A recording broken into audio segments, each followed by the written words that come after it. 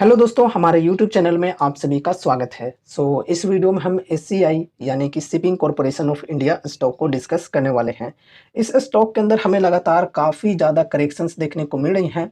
ऐसे में इन्वेस्टर्स यहाँ पर काफ़ी ज़्यादा पैनिक हो गए हैं, काफ़ी ज़्यादा परेशान हो गए हैं और तरह-तरह के लोगों के कमेंट्स आ रहे हैं हमारे पास कि यहाँ पर हमने हाई के लेवल पर बाइंग कर रखा है, 350 के लेवल पर बाइंग कर रखा है या फिर 52 वीक हाई के लेवल पर बाइंग कर रखा है।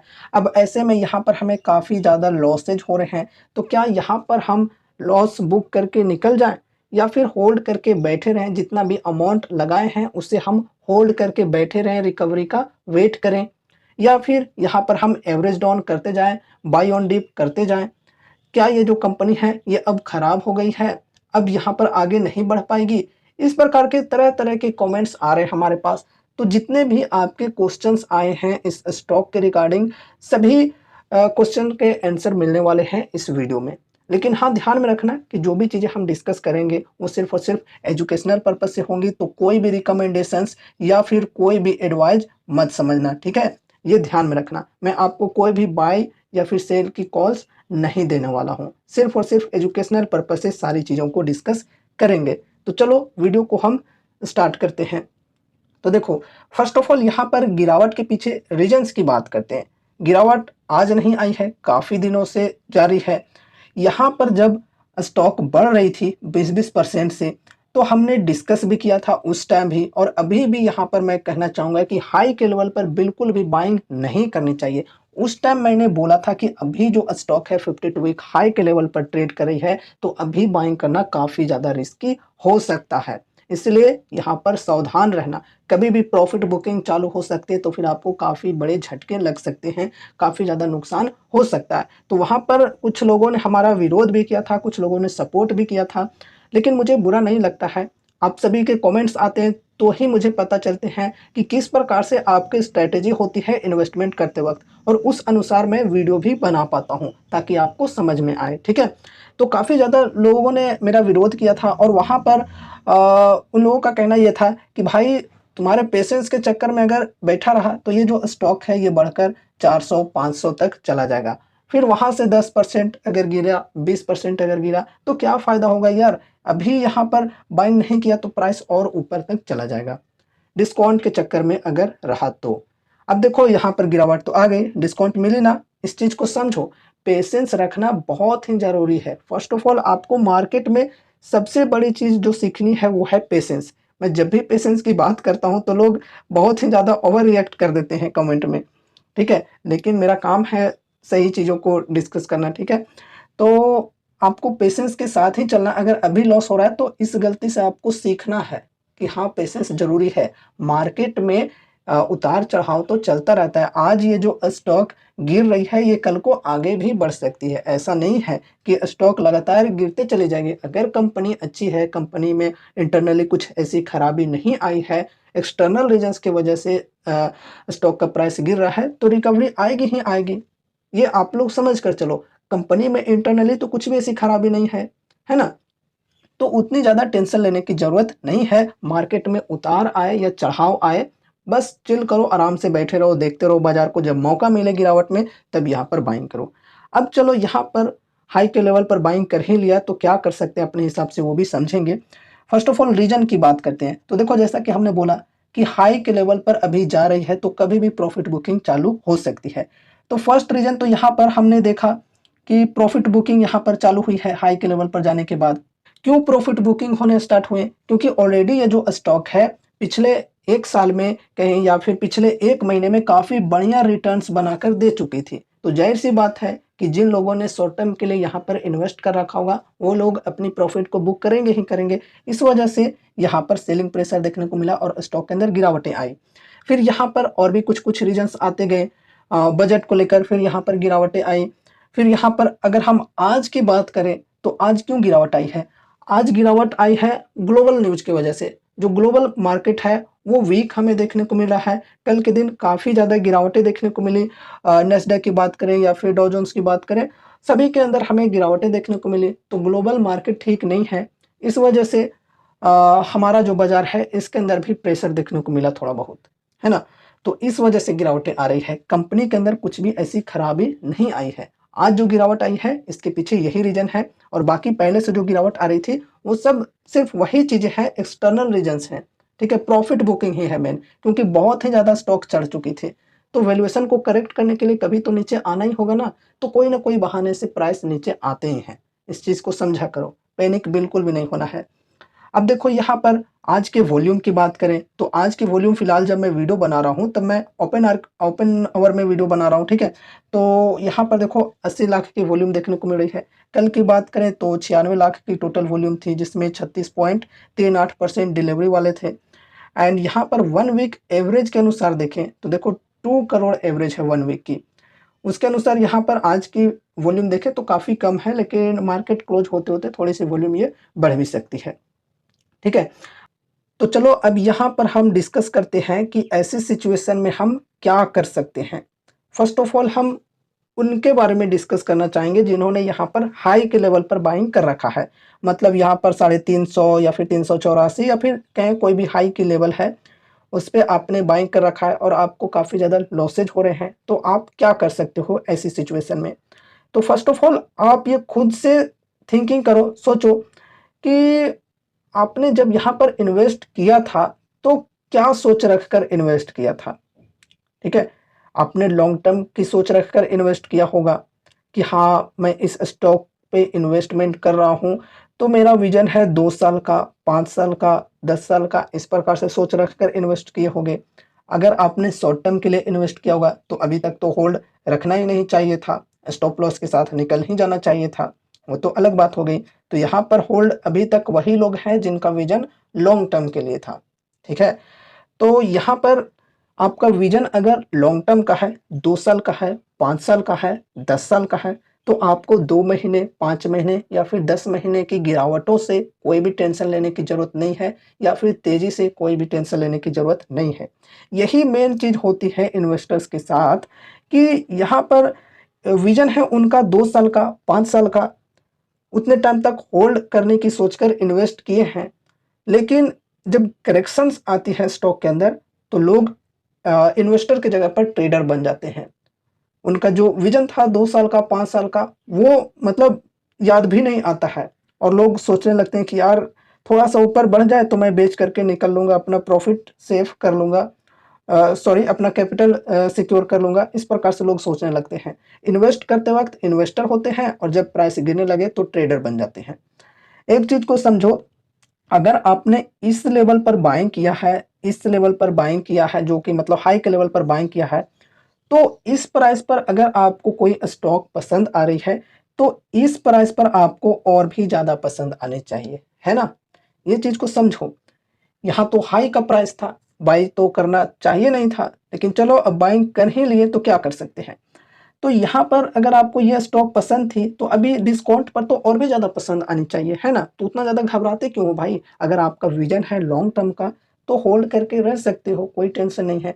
अगर आपको कंपनी पर ट्रस्ट है, कंपनी के फंडामेंटल्स, फाइनेंशियल्स के ऊपर ट्रस्ट है, तो आप होल्ड करके बैठे रह सकते हो। वो हम अभी आगे बढ़ेंगे, कंपनी के फंडामेंटल्स, प्रॉफिट, सेल्स, इन सभी चीज़ों के ऊपर भी डिस्कस करेंगे। पहले हम ये डिस्कस कर लेते हैं कि क्या कर सकते हैं हम अपने तरफ से यहाँ पर। तो यहाँ पर अगर हमारा विज़न है लॉन्ग टर्म का, तो शॉर्ट टर्म में जो गिरावटें आती हैं, उनसे घबराने की ज़रूरतें नहीं है। अगर आपने इधर काफ़ी ज़्यादा अमाउंट लगा रखा है, मतलब जो हाई का लेवल है, यहाँ पर काफ़ी ज़्यादा अमाउंट लगा रखा है, तो अब आपको ऐड ऑन करने की ज़रूरत नहीं है। जितना अमाउंट लगा रखा है, उतने में पेशेंस के साथ बैठे रह सकते हो, ठीक है? अगर आपका विज़न लॉन्ग टर्म का है तो। अगर आपको पैसे की बहुत ही ज़्यादा नीड है, मतलब कुछ अलग काम के लिए बहुत ही ज़्यादा नीड है और यहाँ पर आप निकलना चाहते हो, तो सबसे पहले उस नीड को पूरा करना है। लॉस हो या जो हो, मतलब आपको एकदम बहुत ही ज़्यादा ज़रूरी है पैसे की, तब फिर आप सेल करके निकल सकते हो, कोई टेंशन नहीं है। लेकिन आपका अगर विज़न है लॉन्ग टर्म का और कंपनी के ग्रोथ के ऊपर अगर आपको भरोसा है, तो आप होल्ड करके बैठे रह सकते हो। और आपने ज़्यादा अमाउंट लगा रखा है, तो अब यहाँ पर अमाउंट नहीं लगानी है, ठीक है? एक चीज़ और कि मेक श्योर कि आपने यहाँ पर अपने पोर्टफोलियो का एक बहुत ही बड़ा वेटेज नहीं दिया होगा, जो कि हम अक्सर वीडियो में डिस्कस किया करते हैं कि अपने पोर्टफोलियो में डाइवर्सिफिकेशन ज़रूर से रखना, अलग-अलग सेक्टर्स के स्टॉक्स में निवेश ज़रूर से करना है। तो यहाँ पर अगर आपने काफ़ी ज़्यादा वेटेज नहीं दिया पोर्टफोलियो का, तो चलो ठीक है, ओके है, कोई दिक्कत नहीं है वैसे। अब देखो यहाँ पर अगर किन्हीं को कंपनी के ऊपर बहुत ज़्यादा भरोसा है अभी भी और वो होल्ड करना चाहते हैं 2 साल 5 साल के लिए और यहाँ पर हाई के लेवल पर बाइंग कर रखे हैं ऑलरेडी, लेकिन अमाउंट जो है वो काफ़ी कम है और उनके पास पर्याप्त अभी फंड है इन्वेस्ट करने के लिए। अगर वो लोग डीप में बाइंग करना चाहते हैं तो कर सकते हैं डिस्काउंट में। इधर के प्राइस के मुकाबले में ये प्राइस तो बढ़िया है। डिस्काउंट की यहाँ पर अगर हम बात करें तो 25% प्लस डिस्काउंट अवेलेबल है, जो कि बढ़िया है फ्रेश बाइंग के लिए, ठीक है। तो यहाँ पर अगर उन्होंने हाई के लेवल पर बाइंग कर रखा है तो एवरेज डाउन कर सकते हैं, एवरेजिंग कर सकते हैं, ठीक है। अगर अमाउंट कम लगाया है तो इस सपोर्ट के लेवल पर कुछ अमाउंट यहाँ पर बाइंग कर लेंगे, जैसे 10 शेयर यहाँ पर बाइंग किए हाई के लेवल पर, फिर 10 शेयर यहाँ पर इस सपोर्ट के लेवल पर जो कि है बेसिकली 280 की, 280 पर 10 शेयर खरीद लेंगे, एग्जाम्पल के लिए बता रहा हूँ। फिर यहाँ से और भी ज़्यादा करेक्ट होकर अगर प्राइस आती है तो नेक्स्ट सपोर्ट है यहाँ पर 230 से 40 तक की, 10 शेयर यहाँ पर खरीद लेंगे। इस प्रकार से एसआईपी के थ्रू यहाँ पर बाइंग करनी है। अगर आपका विजन है लॉन्ग टर्म का, अगर आपको कंपनी पर भरोसा है और यहाँ पर आप और भी ज़्यादा इन्वेस्टमेंट करना चाहते हो तो, ठीक है। इस प्रकार से आप कर सकते हो। उसके बाद यहाँ पर अगर आप सब कुछ सेल करके निकलना चाहते हो तो वो तो हमने डिस्कस कर ही लिया कि अगर आपको बहुत ही ज़्यादा नीड है किसी चीज़ की तो फिर आप सेल करके निकल सकते हो। लेकिन दूसरी चीज़ ये भी हो सकती है कि आपको लॉस देखकर पूरा मतलब विश्वास ही टूट गया होगा कंपनी के ऊपर से। ऐसा होता है बहुत ज़्यादा लोगों के साथ। ऐसा मतलब नॉर्मली जब लोग नए-नए आते हैं बाज़ार में तो इस प्रकार की चीज़ें उनके साथ होती हैं। तो इस प्रकार की चीज़ें अगर आप सोच रहे हो बहुत ज़्यादा नेगेटिव हो गए हो इस स्टॉक को लेकर तो फिर आप सेल करके निकल सकते हो, ठीक है। एंड अगर यहाँ पर कोई फ्रेश बाइंग करना चाहते हैं, अभी कंपनी अगर उनको बढ़िया लग रही है डिस्काउंट के साथ अगर फ्रेश बाइंग करना चाहते हैं तो यहाँ पर डिस्काउंट बढ़िया मिल रही है। जैसा कि अभी हमने बोला कि 52 वीक हाई के लेवल से 25% के लगभग में यहाँ पर डिस्काउंट मिल रही है।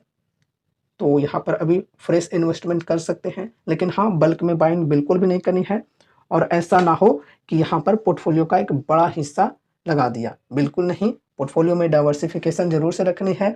साथ ही साथ ये जो कंपनी एक स्मॉल कैप टाइप की कंपनी है तो रिस्क यहाँ पर काफ़ी ज़्यादा होता है। अगर आप सेफ्टी के साथ चलना चाहते हो तो स्मॉल कैप कंपनियों में कम ही अमाउंट लगाकर चल सकते हो, ठीक है। इसके अलावा ये जो कंपनी है पीएसयू कंपनी है, तो पीएसयू कंपनी जो होते हैं वो गवर्नमेंट के अधीन होती हैं। गवर्नमेंट के अनुसार यहाँ पर कंपनीज बढ़ पाती है आगे। गवर्नमेंट की सपोर्ट देखने को ना मिले तो कंपनी की जो ग्रोथ है वो उसमें कमी देखने को मिल सकती है। इन चीज़ों को आपको समझ कर चलना है ये रिस्क को, तो उसी हिसाब से यहाँ पर अमाउंट्स भी लगाने हैं, ठीक है। तो ये सब चीज़ों को अभी हमने डिस्कस कर लिया कि क्या-क्या यहाँ पर हम कर सकते हैं अपनी ओर से। लेकिन हाँ, फिर से बोलना चाहूँगा कि ये जो चीज़ें अभी हमने यहाँ पर डिस्कस किए हैं, कोई भी रिकमेंडेशंस या फिर एडवाइस नहीं दी गई है। आपको अपनी स्टडी, अपनी एनालिसिस करनी है एंड आपको अपने अनुसार से अगर ठीक लगता है तो ही कोई डिसीजंस लेना या फिर अपने फाइनेंशियल एडवाइज़र से कंसल्ट ज़रूर से कर लेना, ठीक है। चलो आगे बढ़ते हैं हम। थोड़े से हम इनके फंडामेंटल्स एंड प्रॉफिट और सेल्स वगैरह को डिस्कस कर लेते हैं। उसके बाद थोड़ा डिस्कस करेंगे कि कंपनी कैसी है। तो यहाँ पर मार्केट कैप की बात करें तो 13,254 करोड़ की मार्केट कैप है, छोटी कंपनी है, स्मॉल कैप कंपनी है। स्टॉक पी की बात करें तो 21.6 है, इंडस्ट्री पी 27.8 है। तो देखा जाए तो वैल्यूएशन बढ़िया है, कोई दिक्कत नहीं है। अभी के प्राइस पर बाइंग करना मतलब हाई वैल्यूएशन नहीं है तो चलो ठीक है, ओके है, कोई उतनी ज़्यादा प्रॉब्लम वाली बात नहीं है फ्रेश बाइंग के लिए। फिर यहाँ पर आरओसी की बात करें तो 7.95%, आरओई की बात करें तो 9.18%। कुछ खास नहीं है, ROC and ROE single digit में है। पेग रेशियो की बात करें तो चलो ये भी ठीक है, 0.52 की है। Promoters holding 63.8%। प्लेज परसेंटेज कुछ भी नहीं है, चलो बढ़िया है। करंट प्राइस 285 और 52 वीक हाई 385, लो है 96.8 की। बुक वैल्यू 150 की। डेप्ट है 2914 करोड़, डेप्ट टू इक्विटी 0.42 की है, चलो ठीक है। Free cash flow 548 crore. Dividend yield 0.15%, face value 10 रुपये की, ईपीएस है 13.1 रुपये की। तो फंडामेंटल्स के अंदर कुछ खास हमें देखने को नहीं मिले हैं। ROC and ROE single digit में है। बाकी डेप्ट वगैरह तो चलो ठीक है, ज़्यादा नहीं है यहाँ पर। फिर वैल्यूएशन की बात करें तो वैल्यूएशन भी ठीक है। और चलो यहाँ पर हम आगे प्रॉफिट एंड लॉस स्टेटमेंट को डिस्कस करते हैं। तो यहाँ पर देखो सेल्स की बात अगर हम करें तो देखो कंटिन्यूअसली यहाँ पर 2021, 22 और 23 के फाइनेंशियल ईयर में ठीक ठाक देखने को मिली है। ठीक है, कंसिस्टेंसी के साथ ग्रो हुए हैं 3703 करोड़, 4988, फिर 5794। उसके बाद इस बार की बात करें मार्च 2024 में तो यहाँ पर घट गई है, 5046 करोड़ पर आ गई है। इससे पहले की अगर आप लोग डेटा देखना चाहो तो स्क्रीनर पे देख सकते हो, थोड़ी सी उठा पटक वाली डेटा देखने को मिलेगी, कभी घट गया कभी बढ़ गया इस प्रकार से। अगर हम ओपीएम के परसेंटेज की बात करें तो देखो ओपीएम जो है वो यहाँ पर घटते हुए देखने को मिल रही है। यहाँ पर चलो ठीक है, इधर भी ठीक है, लेकिन इधर यहाँ पर घट गया 27%, फिर यहाँ पर 28%, तो इनके मुकाबले में यहाँ पर कम ही है 27% और 28%। तो इस वजह से यहाँ पर देखा जाए तो पहले तो यहाँ पर सेल्स हमने देखा कि सेल्स तो घटी हुई थी। अब देखो ओपीएम की जो परसेंटेज है ये भी घट गई, तो और भी ज़्यादा यहाँ पर नेट प्रॉफिट हमें घटते हुए देखने को मिल सकते हैं। तो उसके लिए यहाँ पर हम नेट प्रॉफिट की बात करें तो देखो नेट प्रॉफिट यहाँ पर काफ़ी ज़्यादा घट गई है इनके मुकाबले में। 618, 790 चलो ठीक है, 800 चलो ठीक है, फिर यहाँ पर 612 पर आ गया। क्यों? क्योंकि जो ओपीएम की परसेंटेज है ये कम हो गई है, सेल्स जो है ये कम हो गई है, तो इस वजह से यहाँ पर नेट प्रॉफिट के अंदर डिक्लाइन हमें देखने को मिला है इस बार। अब देखो यहाँ पर ये सबसे ज़रूरी चीज़ है समझना, compounded sales growth and compounded profit growth. तो यहाँ पर देखो कुछ खास डेटा हमें देखने को नहीं मिल रही है। पास्ट 10 ईयर्स की बात करें तो कंपाउंडेड सेल्स ग्रोथ सिर्फ और सिर्फ 2% की देखने को मिल रही है। प्रॉफिट ग्रोथ की बात करें तो 15%। चलो ठीक है, डबल डिजिट के साथ है, लेकिन फिर भी स्मॉल कैप में अगर हम इन्वेस्ट कर रहे हैं तो हमारी एक्सपेक्टेशन यहाँ पर ऐसी होनी चाहिए कि कम से कम 20% मिले ही मिले compounded sales growth and compounded profit growth, वरना इतना बड़ा रिस्क लेने का फ़ायदा ही क्या भाई, जब 10%, 15% इस प्रकार से हमें देखने को मिले। उसके बाद यहाँ पर 5 ईयर्स की बात करें तो देखो 5%, 5 ईयर्स में प्रॉफिट ग्रोथ, चलो ये बढ़िया है, इस प्रकार से रेगुलर देखने को मिलता तो बढ़िया होता। ठीक है, कंपाउंडेड प्रॉफिट ग्रोथ 5 ईयर्स में ठीक है 42%, फिर 3 ईयर्स में 11% सेल्स ग्रोथ और प्रॉफिट ग्रोथ देखो 0%, फिर यहाँ पर टीटीएम में सेल्स ग्रोथ -13% हो गया एंड प्रॉफिट ग्रोथ -23% हो गया। तो देखो इस प्रकार की फ्लक्चुएशन हमें देखने को मिल रही है स्टॉक के अंदर। कंपनी की जो सेल्स एंड प्रॉफिट्स हैं उसमें कंसिस्टेंसी देखने को नहीं मिल रही है। कभी यहाँ पर सिंगल डिजिट के साथ, कभी डबल डिजिट के साथ होती है, तो कभी माइनस में चली जाती है। इस प्रकार की चीज़ें देखने को मिली है। एंड स्मॉल कैप में मैं फिर से बोलना चाहूँगा, स्मॉल कैप में अगर हम रिस्क ले रहे हैं तो उसके बदले में रिवॉर्ड भी हम उससे ज़्यादा ही उम्मीद करके चलेंगे। ठीक है, इस चीज़ को समझना चाहिए। देखो sales growth and profit growth तो कुछ खास देखने को नहीं मिले कंपाउंडेड में, लेकिन यहाँ पर स्टॉक प्राइस सीएजीआर जो है वो बहुत बढ़िया है। देख सकते हो कंपनी की सेल्स या प्रॉफिट ठीक से बढ़े या ना बढ़े, लेकिन स्टॉक का प्राइस देखो काफ़ी बेहतरीन तरीके से बढ़ा है।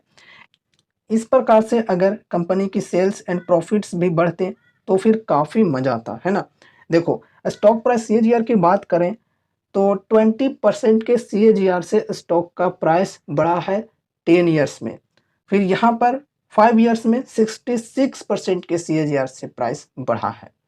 फिर यहाँ पर 3 ईयर्स में 50%, 1 ईयर में 197% के सीएजीआर से स्टॉक का प्राइस बढ़ा है। रिटर्न ऑन इक्विटी की बात करें तो देखो यहाँ पर ये भी हमें कुछ खास देखने को नहीं मिल रही है। सिंगल डिजिट में है, डबल डिजिट में है, पास्ट 3 ईयर्स में वो भी कुछ खास नहीं है। तो इस प्रकार की चीज़ें हमें देखने को मिल रही हैं। इस वजह से पर्सनली मैं अपनी अगर बताऊं तो मुझे इंटरेस्ट नहीं है फ़िलहाल इस स्टॉक के अंदर, है ना। बाकी देखो कंपनी के बिजनेस की बात करें तो देखो बिजनेस कुछ ख़राब नहीं है। शिपिंग सेक्टर से बिलोंग करती है कंपनी एंड शिपिंग में ट्रांसपोर्टेशन का काम करती है। ठीक है, एंड शिपिंग सेक्टर के अंदर कैपेसिटी के अनुसार देखें तो इंडिया की लार्जेस्ट कंपनी है, सबसे बड़ी कंपनी है एससीआई, और गवर्नमेंट की कंपनी है। अब देखो ट्रांसपोर्टेशन एक ऐसा चीज़ है जो कि बंद नहीं होने वाला, ये तो चालू रहेगा ही रहेगा, इंपोर्ट एक्सपोर्ट तो होते रहेंगे। तो इस वजह से डिमांड तो आगे भी रह सकती है कंपनी की। ठीक है, लेकिन वही चीज़ें हैं यहाँ पर, compounded sales growth and profit growth कुछ खास हमें देखने को नहीं मिल रहे हैं, कुछ कंसिस्टेंसी हमें देखने को नहीं मिल रही है। इस वजह से पर्सनली अभी मैं यहाँ पर नहीं सोच सकता इन्वेस्टमेंट करने के लिए। बाकी अगर आगे चलकर चीज़ें ठीक हो जाती हैं और जो मार्केट कैप है ये थोड़ा बढ़ भी जाता है, प्राइस जो है वो थोड़ा बढ़ भी जाता है, तो भी मुझे कोई प्रॉब्लम नहीं होगी। वहाँ पर ओवरऑल मुझे देखने को ये मिलेगा कि चलो कंपनी के अंदर सभी चीज़ें ठीक-ठाक देखने को मिल रही हैं, तो मैं इन्वेस्ट कर सकता हूँ। बाकी गाइस देखो, ये मेरी पर्सनल चॉइस है। अभी मुझे यहाँ पर इन्वेस्ट नहीं करना है तो इसका मतलब ये नहीं कि कंपनी एकदम बेकार हो गई, एकदम खराब हो गई।